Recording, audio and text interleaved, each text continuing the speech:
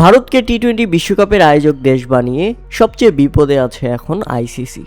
আইসিসির এমন অবস্থা হয়ে গেছে যে তারা এখন বলছে ছেড়ে দে মা, কেন্দে বাঁচি। প্রিয় দর্শক, আপনারা ইতিমধ্যে জানেন মার্কিন যুক্তরাষ্ট্রের আলী খান আইপিএলও খেলেছেন, তারপরেও তার ভিসা রিজেক্ট করা হয়েছে ভারতের পক্ষ থেকে।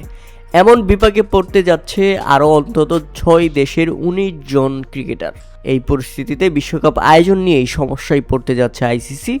ব্যাপারটা এখন শুধু বাংলাদেশ আর আইসিসির মধ্যে সীমাবদ্ধ নয়, ব্যাপারটা এখন সীমাবদ্ধ হয়ে গেছে যুক্তরাষ্ট্র, ওমান, আরব আমিরাত, নেদারল্যান্ডস, কানাডা, জিম্বাবুয়ে এবং ইতালির মধ্যেও। কেননা এই দেশগুলোতে পাকিস্তানি বংশোদ্ভূত ক্রিকেটার আছে, আর পাকিস্তানি বংশোদ্ভূত ক্রিকেটার হওয়ার কারণে তাদেরকে বিশ্বকাপ খেলার জন্য ভিসা দিচ্ছে না ভারত।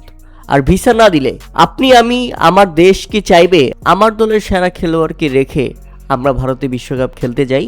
যেমনটা প্রস্তাব দেওয়া হয়েছিল বাংলাদেশকেও, বাংলাদেশ যেন মুস্তাফিজুর রহমানকে ছাড়া বিশ্বকাপ খেলতে আসে। প্রিয় দর্শক, আপনারাই বলেন এটা কি সম্ভব? এখন জিম্বাবুয়ের পাকিস্তানি বংশোদ্ভূত ক্রিকেটার এবং জিম্বাবুয়ে দলের অধিনায়ক শ্রীকান্ত রাজা জিম্বাবুয়ের প্রাণ ভোমরা।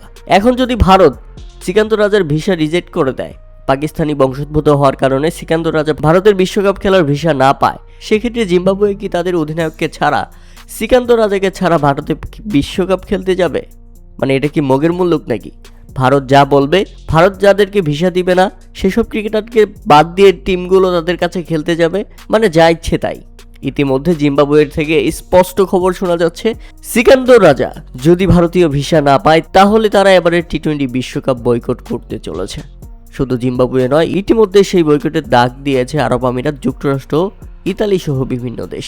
প্রিয় দর্শক, এ ব্যাপারে আপনাদের মতামত অবশ্যই আমাদের কমেন্ট করে জানাবেন। 19 জন পাকিস্তানি বংশোদ্ভূত ক্রিকেটার 6 দেশের মধ্যে বেজে গেছে ব্যাপক এক গোলযোগ।